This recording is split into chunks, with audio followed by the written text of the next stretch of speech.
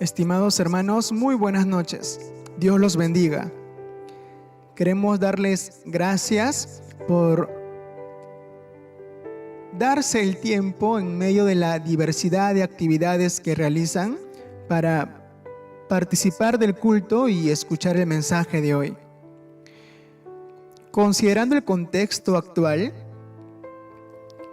en cuestiones políticas y sociales, nos vemos en la necesidad de compartir un mensaje a fin que como cristianos podamos sobrellevar o afrontar apropiadamente el tiempo que nos ha tocado vivir. En cierta ocasión, el Señor Jesús dijo que si la sal pierde sus propiedades y ya no puede cumplir su función, entonces no queda más que echarla al suelo para ser pisoteada por los hombres. De igual manera, si los cristianos pierden sus propiedades y ya no pueden cumplir su función,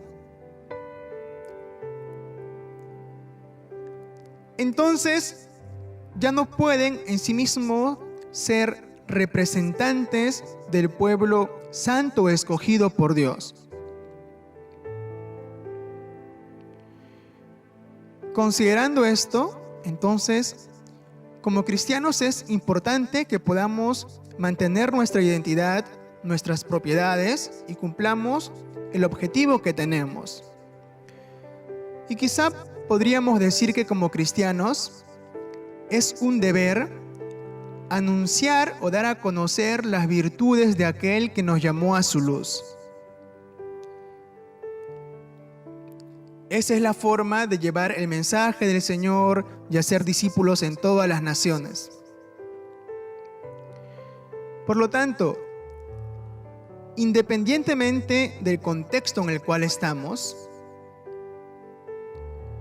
nuestra identidad, nuestros principios y nuestro objetivo deben mantenerse firme en nosotros.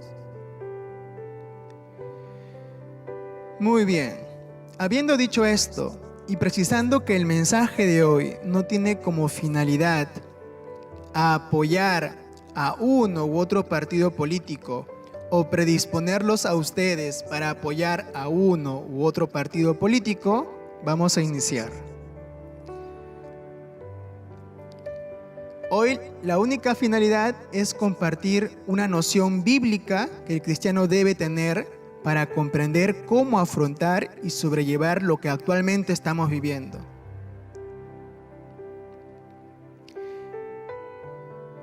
En Romanos capítulo 9, el apóstol Pablo claramente indica que Dios usa a las personas como vasos. Y dice que hay vasos de honra y vasos de deshonra. Aún más, indica que hay vasos de ira y vasos de misericordia. Y que Dios, quien es el alfarero, en su soberanía, en su sabiduría, en su justicia, en su providencia, Él usa estos vasos en cierto momento de la historia a fin de cumplir ciertos objetivos.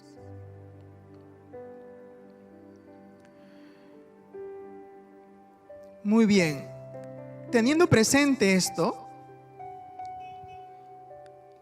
desde la perspectiva de Dios, lo que sucede en la historia de la humanidad no es casualidad.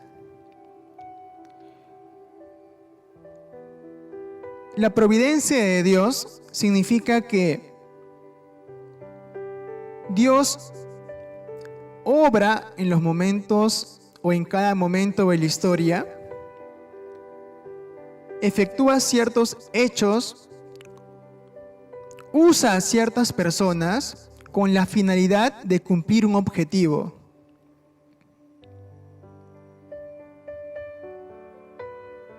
Por lo tanto, podemos decir que todo se va dando dentro de la providencia de Dios.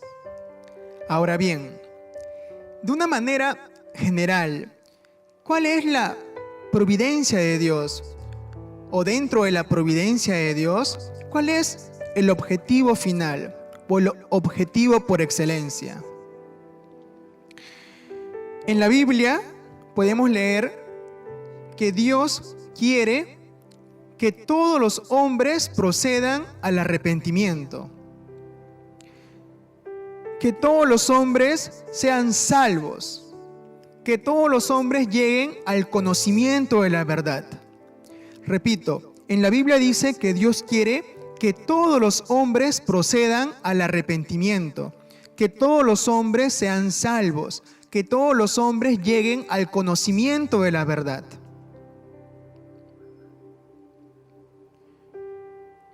Por lo tanto, a fin de cumplir ese objetivo, es que Dios en su providencia, a lo largo de la historia del ser humano, interviene con ciertos sucesos, ciertos hechos, utilizando a ciertas personas de una u otra forma para cumplir estos objetivos. Y tenemos que precisar que los pensamientos de Dios siempre son para bien.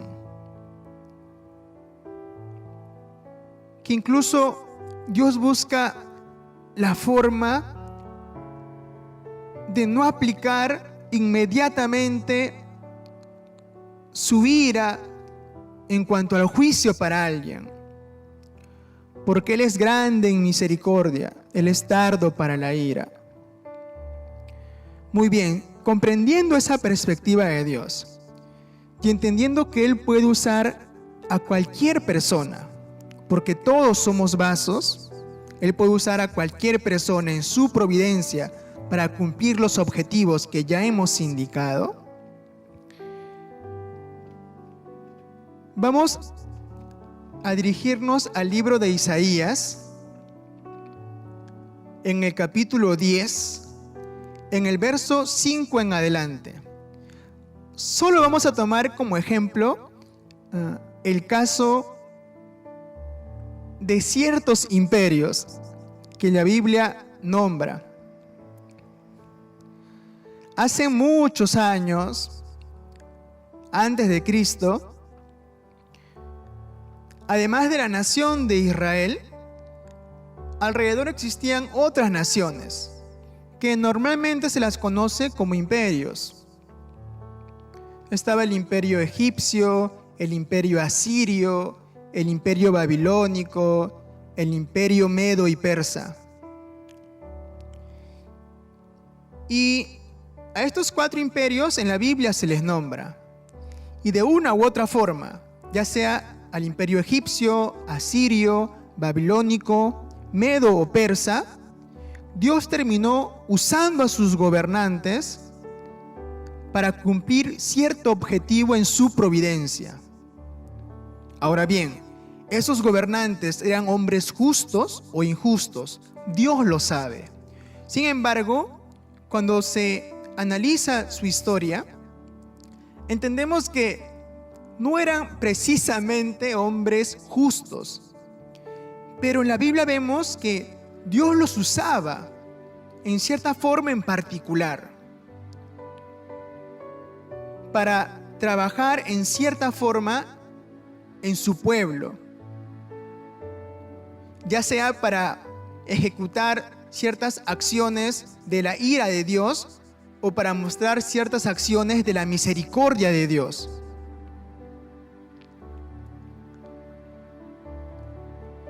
Vamos a hacer referencia a cierto momento de la historia en que el pueblo de Israel tuvo que hacer frente o enfrentar al imperio asirio y al imperio babilónico, a los cuales Dios termina usando para castigar a la nación de Israel por sus constantes rebeldías, por sus constantes pecados.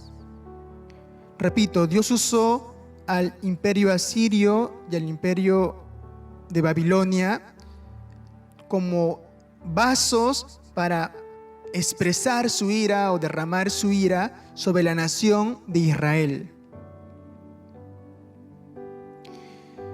Con respecto al imperio de Asiria, en Isaías capítulo 10, versos 5 en adelante, Dios dice: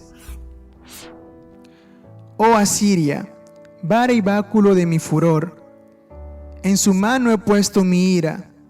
Le mandaré contra una nación pérfida, y sobre el pueblo de mi ira le enviaré, para que quite despojos y arrebate presa, y lo ponga para ser hollado como lodo de las calles. Aunque él no lo pensará así, ni su corazón lo imaginará de esta manera, sino que su pensamiento será desarraigar y cortar naciones no pocas. Hasta aquí Dios está diciendo que a Siria y a su gobernante lo va a usar para derramar su ira, su juicio sobre Israel. Sin embargo, Asiria y su gobernante no lo va a ver de esa manera. Él va a pensar que es por mi iniciativa.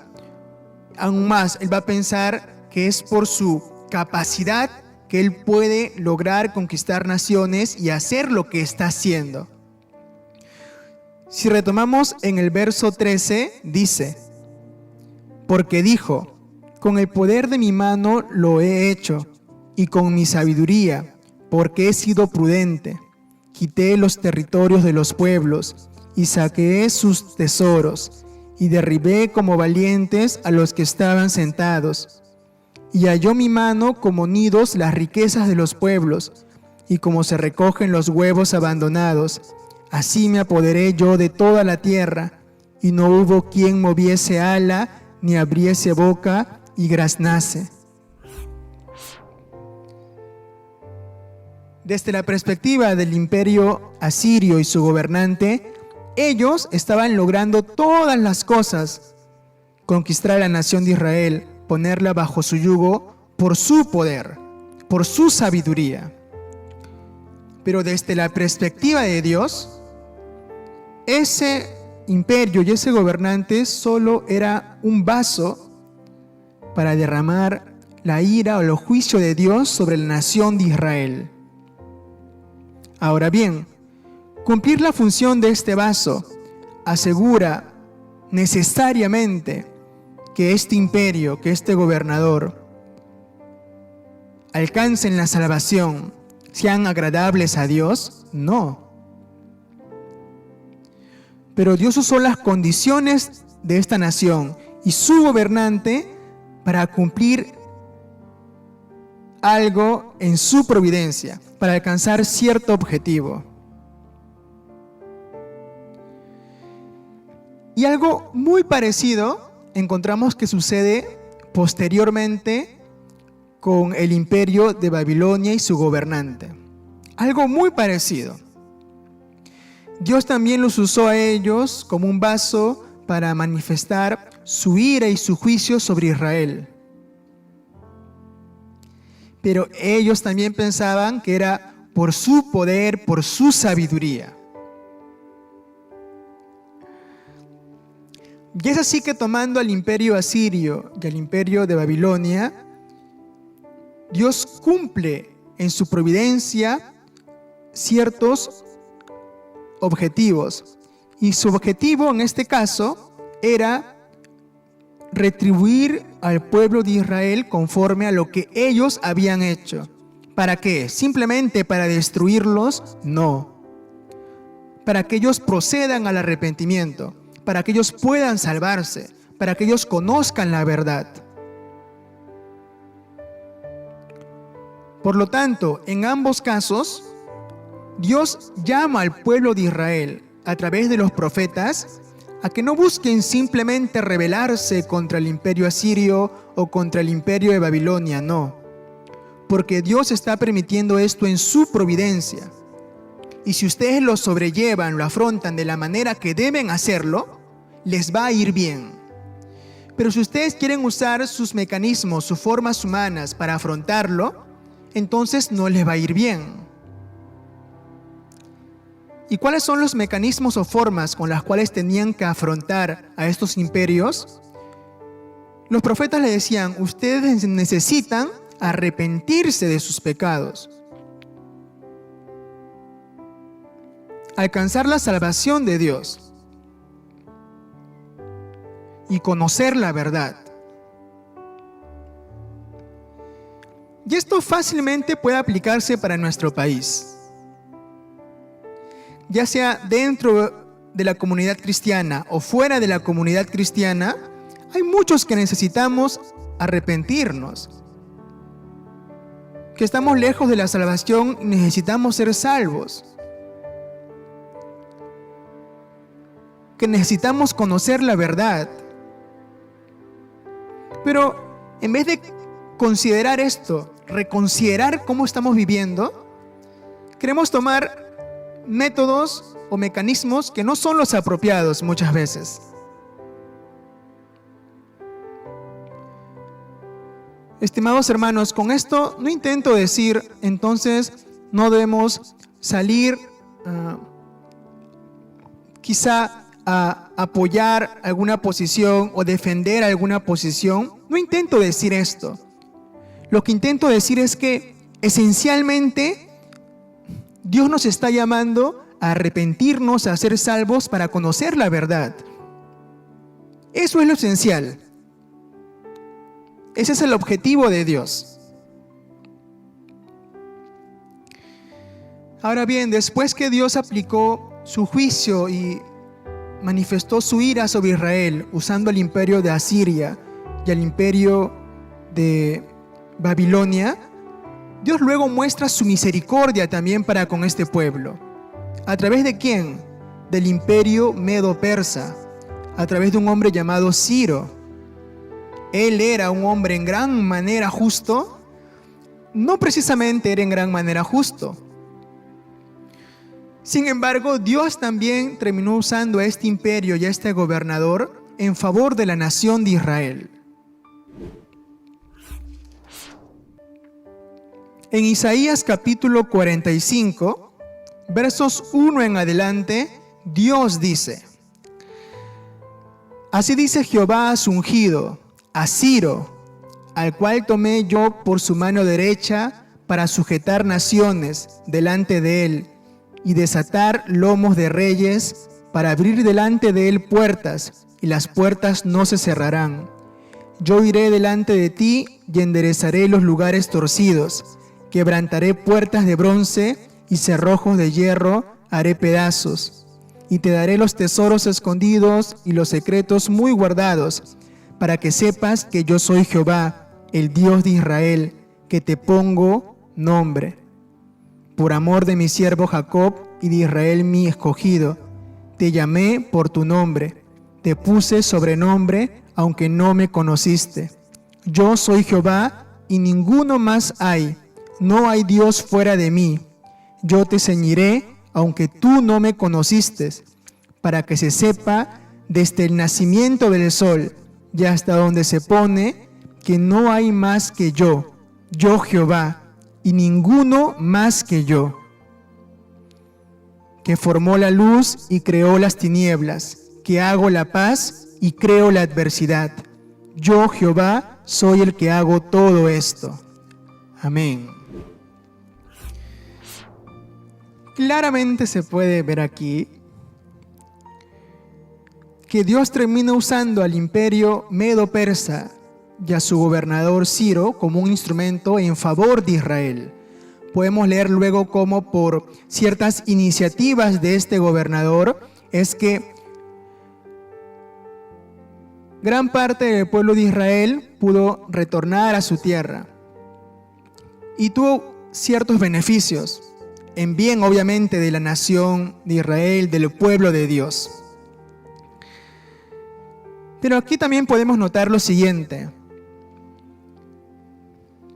Si bien podemos ver que Dios obra en cierta forma, utilizando a las personas que quizá no necesariamente son justas, de una u otra manera, para intervenir en la formación de su pueblo, ya sea para castigarlos con ira o para mostrarles misericordia, Dios también de una u otra forma, en su providencia, busca cumplir sus objetivos también en estos vasos que está usando.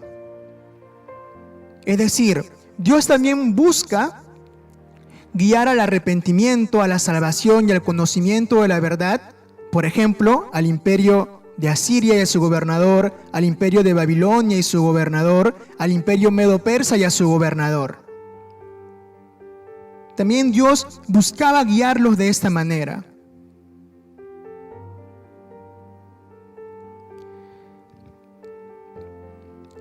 Y llama la atención porque en la parte final de lo que acabamos de leer, claramente dice, es Dios quien hace la paz y quien hace la adversidad. Yo, Jehová, soy quien hago todo esto. Dios permite todo lo que está sucediendo. Y a veces nos parece inconcebible o difícil de entender cómo es que se mueven todas las cosas en este mundo a lo largo de la historia. Sin embargo, si podemos entender, como dijo el apóstol Pablo, que por Dios es que existimos, que en Él es que nos movemos, podemos tener claro que todas las cosas suceden dentro de lo que Dios permite, dentro de un espacio y tiempo determinado por Dios. Y que al final Dios tiene un objetivo que es bueno.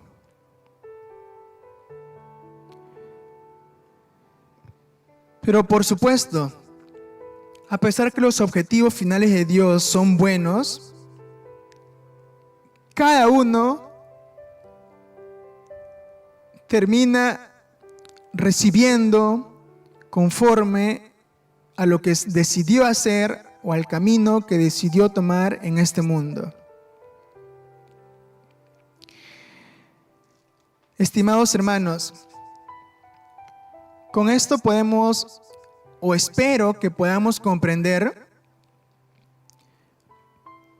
que más allá de intentar ver adentro de la historia del país cómo se han manejado las cosas y simplemente pensar, esta acción es mejor o esta opción es mejor, miremos desde una perspectiva mucho más amplia. Porque ya sea que nos dirija uno u otro gobernante, podemos estar seguros que tiene una finalidad dentro de la providencia de Dios, para obrar de una u otra manera, en favor de la iglesia, ya sea para castigarla por algo, para mostrarle misericordia en algo, pero para alguna finalidad hay, con respecto a la iglesia, al pueblo de Dios primeramente, pero también con respecto a la nación en general. Si yo comprendo esto, tengo presente esto, no tengo por qué angustiarme o preocuparme en gran manera. Porque para los que aman a Dios, particularmente, todas las cosas le ayudan a bien, dice la Biblia. Y no debemos pensar que todas las cosas ayuden para bien, significa simplemente que todo esté en calma, no. Porque Dios permite que todo esté en calma o que todo esté en confusión, en gran conflicto, en gran agobio. Él es quien permite todo esto con una finalidad. Y si comprendemos cuál es el objetivo final dentro de la providencia de Dios, no tenemos razón para temer. Como dijo David, no temeré, aunque todo alrededor tiemble, aunque los montes se estremezcan, no temeré. Aunque ande por valle de sombra de muerte, no temeré mal alguno. ¿Por qué? Porque sé que tú estarás conmigo. Y que tú estarás conmigo, ¿qué significa? ¿Que todo estará en paz? No, todo puede estar en conflicto, en gran caos, en gran angustia. Quizá incluso eso pueda afectar mi cuerpo, pero yo sé que tú estás conmigo. Por eso no voy a temer, porque al final todas estas cosas suceden con una finalidad. Es para que yo proceda a algo, a arrepentirme, a la salvación, a crecer en mi conocimiento de la verdad, a madurar en cuanto a la imagen del Hijo de Dios, en cuanto a la fe, en cuanto a la esperanza, en cuanto al amor, etc. Muy bien, habiendo indicado esto, amada iglesia, espero que podamos orar de manera apropiada por el país. Y espero que nosotros como cristianos podamos cumplir nuestra función que tenemos. Muy bien, habiendo compartido este mensaje, quisiera pedirles que juntos oremos por la nación. En estos tiempos especialmente es que la iglesia necesita elevar más oración a favor del país. Nosotros humanamente no comprendemos cuál es exactamente el camino que Dios permita o la alternativa que Dios permita, no lo sabemos. Pero si confiamos en su providencia y sus objetivos, sabemos que al final todo será para un bien. Considerando el mensaje de hoy, juntos oremos.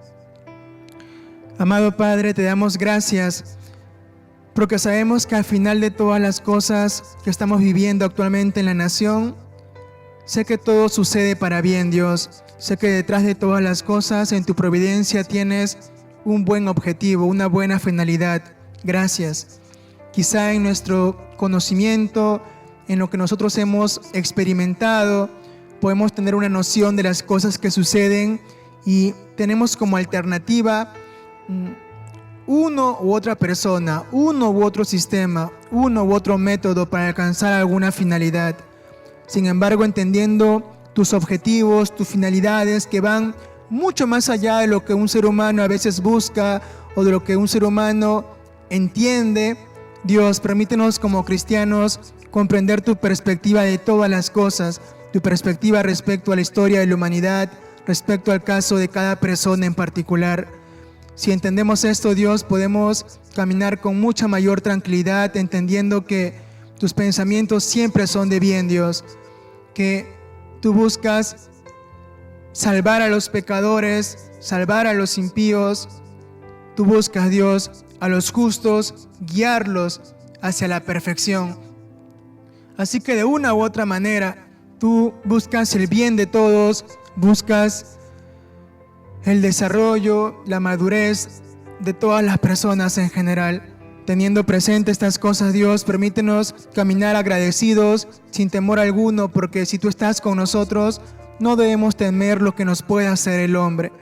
Padre eterno, gracias. Por favor, guarda a las familias y miembros de la iglesia y en medio de todo este tiempo de caos o conflictos, permítenos cristianamente reflejar la paz de Dios a todo lugar a donde vamos. En el nombre de Cristo Jesús te lo pedimos. Amén. Muy bien, muchísimas gracias, amados hermanos. Espero que el mensaje haya sido de edificación para todos. Dios los bendiga.